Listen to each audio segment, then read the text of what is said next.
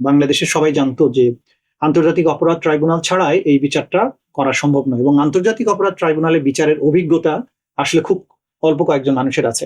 এবং সেই জায়গা থেকে যখন ওনারা বিভিন্ন আইনজীবীকে খুঁজতে শুরু করেন, কাউকে আসলে বিকল্প ওনারা পান নাই, এবং একমাত্র মনে হয়েছে যে আমাকে দিলেই হয়তো এই দায়িত্বটা পালন করা সম্ভব। এবং অনেক সিনিয়র আইনজীবীকে অ্যাপ্রোচ করা হয়েছিল, যতদূর জানি সেখান থেকে তারা পজিটিভ কোনো সাড়া পাননি।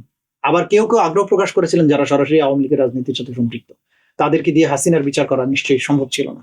সেই অবস্থায় তখন মনে হয়েছে যে আমাকেই দায়িত্বটা দেওয়া উচিত। এই জন্য আমাকে তদানীন্তন আইন উপদেষ্টা আমাকে ডাকেন এবং আমাকে অফার করেন, এবং তিনি আমার প্রতি আস্থা রেখেছিলেন। এবং আমিও জানতাম যে আমি কাজটা যতটা ভালোভাবে জানি, আমার পক্ষে দেশ এবং জাতিকে যতটা সার্ভিস দেওয়া সম্ভব এই কাজে, এটা অন্যদেরকে নানান কারণেই অন্যরা এটা পারবেন না।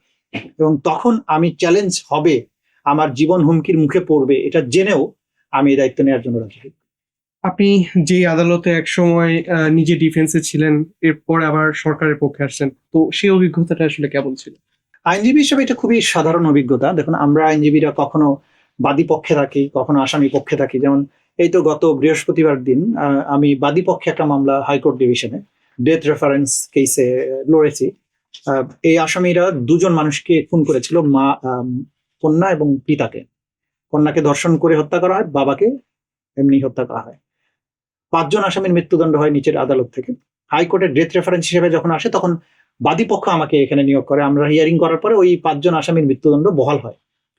তো আবার ধরেন অন্য মামলাতে আবার অন্য আসামিদেরকে হয়তো ফাঁসির কেস থেকে বাঁচানোর জন্য আমি লড়াই করছি। আইনজীবীর জন্য এটা খুবই সাধারণ, এক মামলাতে আমি এই পক্ষে, আর এক মামলাতে এই পক্ষে।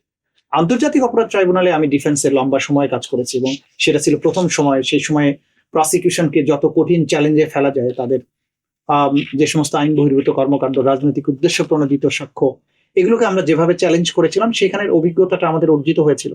আবার যখন আমাকে চিফ প্রসিকিউটর নিয়োগ করা হয়েছে, সেই অভিজ্ঞতা থেকে আমি জানি যে প্রসিকিউশনকে কোন কোন জায়গায় চ্যালেঞ্জ ফেস করতে হবে, সে ব্যাপারে আমরা কাজ করেছি। এবং যেহেতু আন্তর্জাতিক আইন এবং ট্রাইব্যুনালের বিদ্যমান আইন সম্পর্কে আমার খুব ভালো জানাশোনা ছিল, আমরা দীর্ঘকাল এটার উপরে কাজ করেছি, দেশে দেশের বাইরে এটার উপরে প্রশিক্ষণ গ্রহণ করেছি।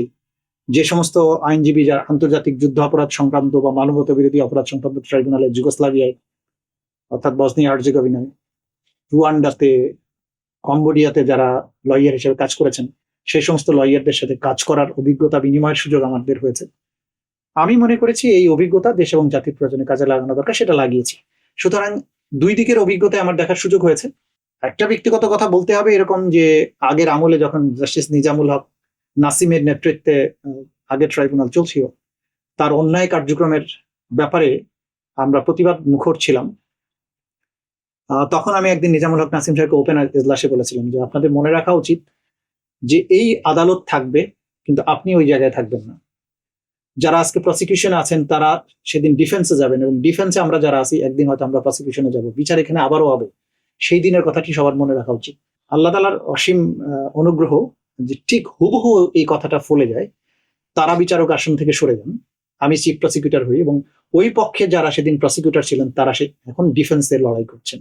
বিচার আবারও হচ্ছে, কিন্তু এইবারের বিচারটা হচ্ছে জেনুইন। সেই সময় ছিল সাজানো বিচার, এবার চোখে দেখা বাংলাদেশের কোটি কোটি সাক্ষীর সামনে ঘটে যাওয়া অপরাধের বিচার হচ্ছে, স্বচ্ছতার সাথে হচ্ছে, লাইভ সম্প্রচারিত হচ্ছে, কোনো প্রশ্ন তলাশ হচ্ছে।